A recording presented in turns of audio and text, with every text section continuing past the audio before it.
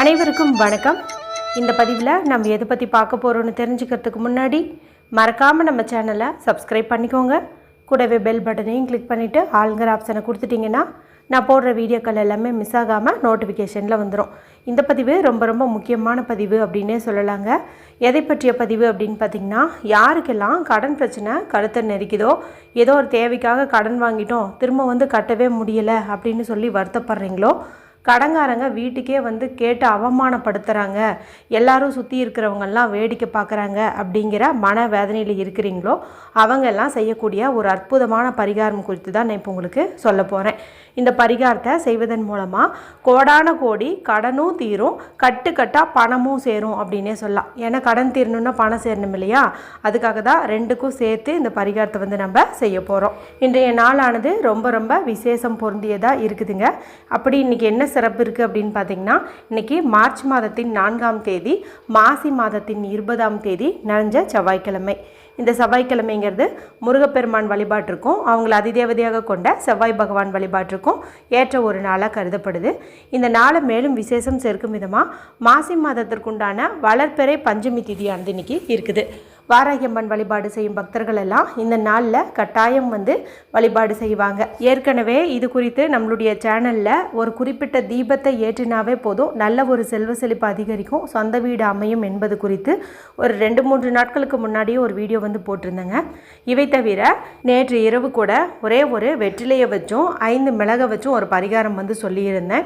அடுத்ததாக பார்த்தீங்கன்னா, இன்றைக்கி காலையில் துவரம்பருப்பு டப்பாவில் ஒரு குறிப்பிட்ட பொருளை மறைத்து வைப்பதன் மூலமாக அளவில்லாத செல்வம் சேரும் என்பது குறித்தும் ஒரு பதிவு போட்டிருந்தேன். இப்போ நான் மேலே சொன்ன அந்த 3 வீடியோக்களே நீங்கள் இது வரைக்கும் பார்க்காம இருந்தீங்க அப்படிங்கும்போது, இந்த வீடியோ முடியும் போது வரக்கூடிய எண்டு ஸ்க்ரீனில் அதனுடைய லிங்க்கை நான் கொடுக்குறேன், மறக்காமல் செக் பண்ணி பாருங்கள். இவை தவிர இன்னொரு முக்கியமான விஷயத்தையும் நான் இந்த பதிவிலே உங்களுக்கு சொல்லிடுறேன். மாசி மாதத்தில் தாலிக்கயிறு மாற்றிக்கிட்டா பாசி படியும் அப்படின்னு சொல்லுவாங்க. அதாவது தீர்க்க சுமங்கலி பாக்கியம் கிடைக்கும் அப்படின்னு சொல்லுவாங்க. அதனால் சுமங்கலி பெண்கள் தங்களுடைய தாலிக்கயிறை மாற்றிக்கிற மாதிரி இருந்துச்சு அப்படிங்கும்போது ஒரு குறிப்பிட்ட நாட்கள் மற்றும் நேரங்கள் கொடுத்து ஒரு பதிவு போட்டிருக்கிறேங்க. போட்டு கூட ஒரு 10 நாள் இருக்குன்னு நினைக்கிறேன். அந்த பதிவினுடைய லிங்க்கையும் இந்த வீடியோ முடியும் போது கொடுக்குறேன். பார்த்துட்டு அதில் உங்களுக்கு எந்த நாள் வசதிப்படுதோ அந்த நாளில் உங்களுடைய தாலிக்கயிறு நீங்கள் மாற்றி கட்டிக்கோங்க. சரி, இப்போது தொடர்ந்து இந்த பதிவுக்கான விளக்கத்துக்குள்ளே போகலாம். இந்த பரிகாரத்தை யாரெல்லாம் செய்யலாம், எந்த நேரத்தில் செய்யணும் அப்படின்னு பார்த்திங்கன்னா, இதுக்கு பெருசாக எந்த ஒரு நேரங்காலமுமே நீங்கள் பார்க்க தேவையில்லை. ஆண்கள் பெண்கள் யாருக்கெல்லாம் கடன் பிரச்சனை இருக்குதோ அவங்களாம் இந்த பரிகாரத்தை தாராளமாக செய்யலாம். மேலும் கணவர் பேரில் தான் கடன் இருக்குது, ஆனால் அவர் இது போல் பரிகாரங்கள் எல்லாம் செய்ய மாட்டார், அவருக்கு பதிலாக மனைவியாகிய நான் செய்யலாமா அப்படின்னு கேட்டிங்கன்னா, அது ஒரு குறிப்பிட்ட முறையில் நீங்கள் செய்யும்போது நிச்சயமாக நல்ல பலன்கள் கிடைக்கும். சரி, இதுக்கு ஏதாவது ரூல்ஸ் இருக்கான்னு கேட்டிங்கன்னா எந்த ரூல்ஸுமே இல்லை.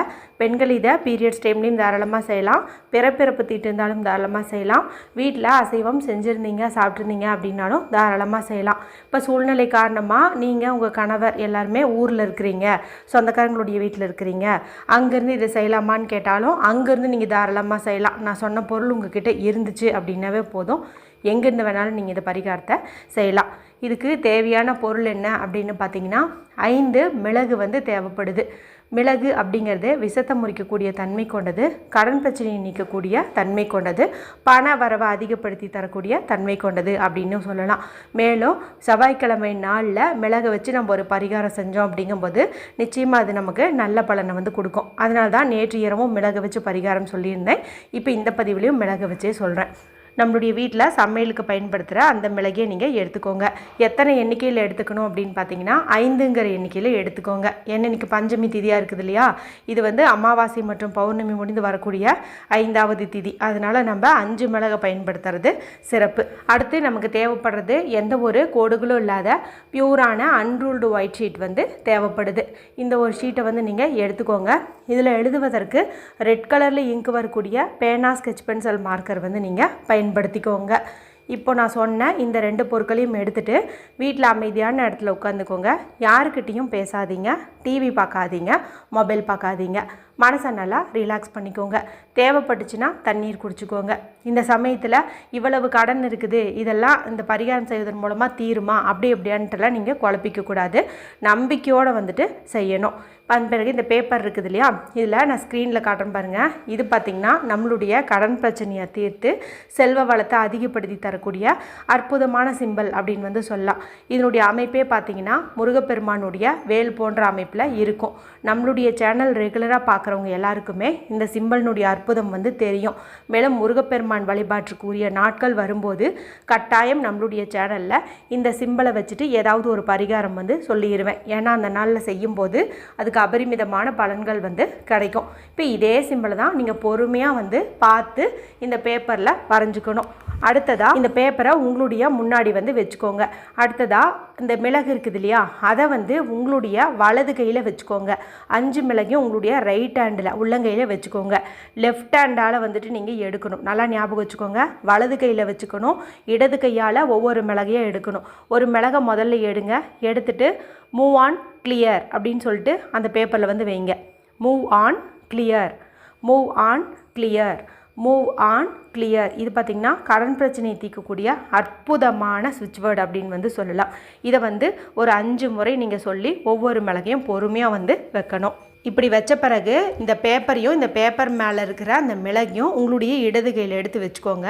வலது கை கொண்டு மூடிக்கிட்டு அப்படியே கண்களை மூடி உங்களுக்கு எவ்வளவு கடன் இருந்தாலும் சரி அந்த கடன் தீர்வதற்கான பணமெல்லாம் உங்களுக்கு கிடச்சிட்ட மாதிரியும், எத்தனை பேர்த்துட்டு கடன் வாங்கியிருந்தீங்கனாலும் சரி அந்த கடனை எல்லாம் ஒட்டு மொத்தமாக அடித்து முடிச்சாச்சு, வட்டியோடு கட்டி முடிச்சாச்சு, இனி நம்மளுக்கு கடன் இல்லாத ஒரு புது வாழ்க்கை ஆரம்பிக்குது அப்படிங்கிற ஒரு எண்ணத்தை உங்களுடைய மனசில் வந்துட்டு நீங்கள் விதைக்கணும். ஏன்னா இது போல் பாசிட்டிவாக திங்க் பண்ணுறதே நம்மளுடைய பாதி பிரச்சனையை வந்துட்டு சரி பண்ணிடும். அதனால தான் இந்த மாதிரி கற்பனை பண்ணுங்கன்னு சொல்லிகிட்டே இருக்கிறேன். அதன் பிறகு உங்கள் பேரில் தான் கடன் இருக்குது அப்படிங்கும்போது உங்களுடைய தலையை இந்த பேப்பரை நல்லா மடிச்சுக்கோங்க. மிளகு எல்லாம் கீழே விழுகாத மாதிரி மடிச்சுட்டு இடதுபுறம் இருந்து வலதுபுறம் 3 முறையும், வலதுபுறம் இருந்து இடதுபுறம் 3 முறையும், மேலேருந்து கீழே 3 முறையும் வந்து சுற்றிக்கோங்க.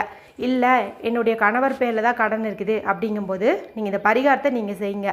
ஆனால் சுற்றி போடுறத மட்டும் அவரை வந்து நீங்கள் கிழக்கு பக்கம் பார்த்த மாதிரி நிற்க வச்சுட்டு உங்களுடைய இடது கையில் இதை வச்சுட்டு அவருக்கு இடதுபுறம் இருந்து வலதுபுறம் 3 முறையும், வலதுபுறம் இருந்து இடதுபுறம் 3 முறையும், மேலேருந்து கீழே 3 முறையும் வந்துட்டு நீங்கள் சுற்றி போட்டுருங்க.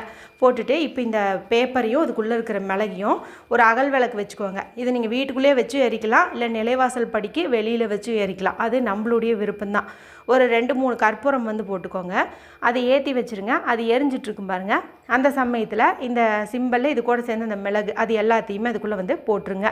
இப்படி போடும்போது அந்த பேப்பரும் எரியும், அந்த மிளகும் வந்து வெடிக்கும். இப்படி வெடிக்கும் போதே உங்களை வாட்டி வதைக்கிற அந்த கடன் பிரச்சனைக்கான வழி வந்து கிடச்சிரும். அதாவது அந்த கதவுகள் வந்து திறந்துடும். கடன் பிரச்சனை வந்துட்டு தீர்வதற்குண்டான ஏதாவது ஒரு வழி வந்து இந்த பிரபஞ்சம் நமக்கு காட்டிடும். அதன் பிறகு இதை நீங்கள் எடுத்து எங்கேயாவது டஸ்ட்பினில் கொட்டுறதோ இல்லை வாஷ் பேசன் சிங்கில் கொட்டிட்டு அந்த அகல் விளக்கை க்ளீன் பண்ணி நீங்கள் மற்ற பரிகாரத்துக்கு வந்துட்டு பயன்படுத்திக்கலாம். பரிகாரம்னு பார்க்கும்போது ரொம்ப ரொம்ப சிம்பிளான பரிகாரம் தான். ஆனால் இது செய்யக்கூடிய நாள்னு பார்க்கும்போது ரொம்ப சக்தி வாய்ந்ததாக இருக்கிறதுனால இந்த நாளில் நீங்கள் செய்யும்போது இதுக்கு முன்னாடி இதே போன்ற பரிகாரங்கள் செஞ்சு உங்களுக்கு ரிசல்ட் கிடைக்கலினா கூட கட்டாயம் வந்து இன்றைக்கி நமக்கு கிடைத்தே தீரும். மறக்காமல் இன்றைக்கி இரவு ஒரு 11 மணிக்குள்ளாரையாவது செஞ்சு பார்த்து ரிசல்ட்டை கமெண்ட்டில் ஷேர் பண்ணுங்கள்.